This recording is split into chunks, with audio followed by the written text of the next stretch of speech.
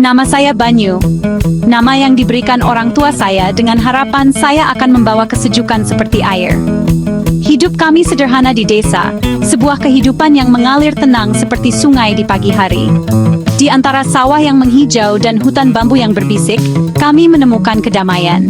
Sawah menjadi sumber kehidupan, dan hutan bambu menjadi tempat kami bermain dan mencari ketenangan.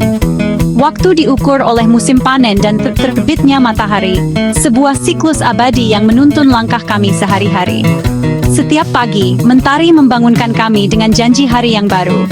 Kami tak punya banyak harta benda, tapi kami punya lebih dari cukup. Cukup untuk makan, cukup untuk berbagi, cukup untuk merasa bahagia.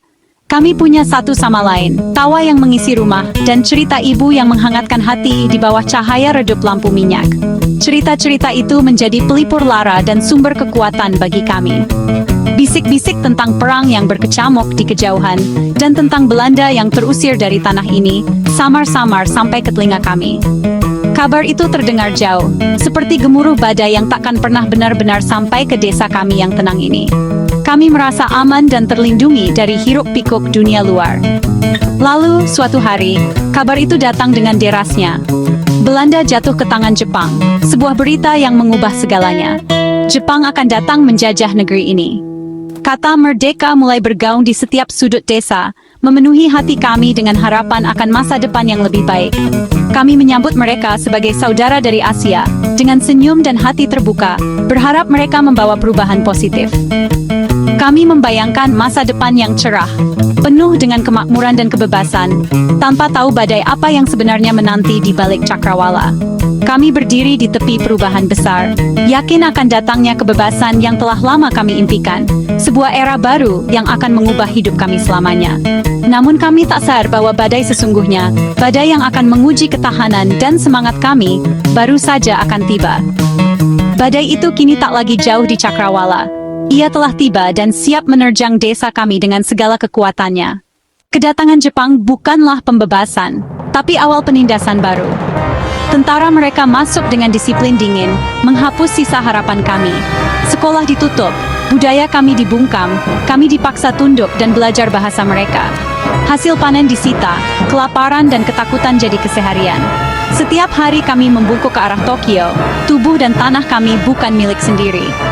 Kami belajar diam, mengecilkan diri, menahan lapar dan kehilangan martabat. Tawa menghilang, diganti bisikan dan derap sepatu tentara.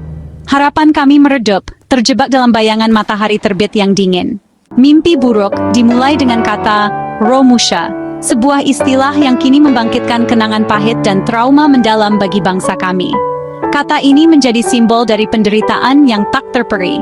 Kerja paksa yang katanya mulia, nyatanya mematikan. Janji kemuliaan itu hanyalah kedok untuk eksploitasi dan perbudakan.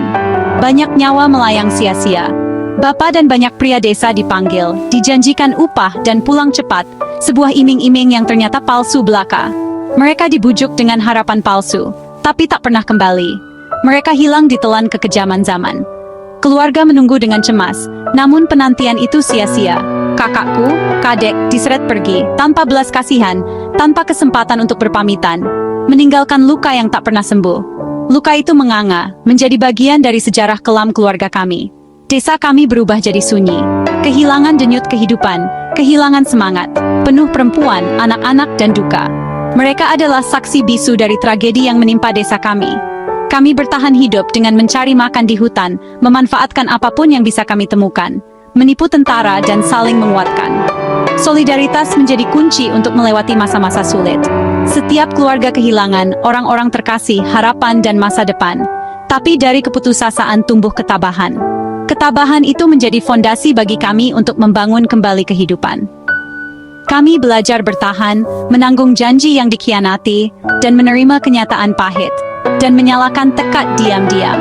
Tekad untuk tidak menyerah, untuk terus berjuang demi masa depan yang lebih baik. Ketabahan itu menjadi kekuatan kami untuk terus hidup, untuk mengenang mereka yang telah tiada, dan untuk membangun Indonesia yang merdeka. Dalam gelap, perlawanan tumbuh dalam bisikan dan tindakan kecil.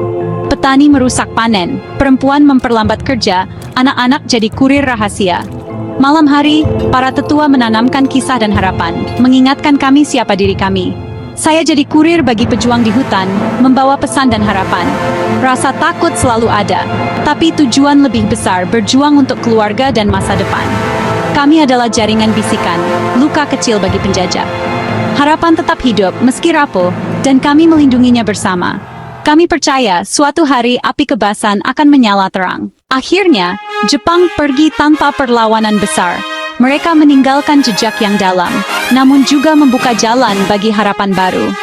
Hanya keheningan yang tersisa di bekas medan perang, dan kabar kemerdekaan menyebar dari mulut ke mulut, dari desa ke desa, membawa secercah harapan di tengah ketidakpastian. Proklamasi Soekarno-Hatta membakar habis tahun-tahun ketakutan.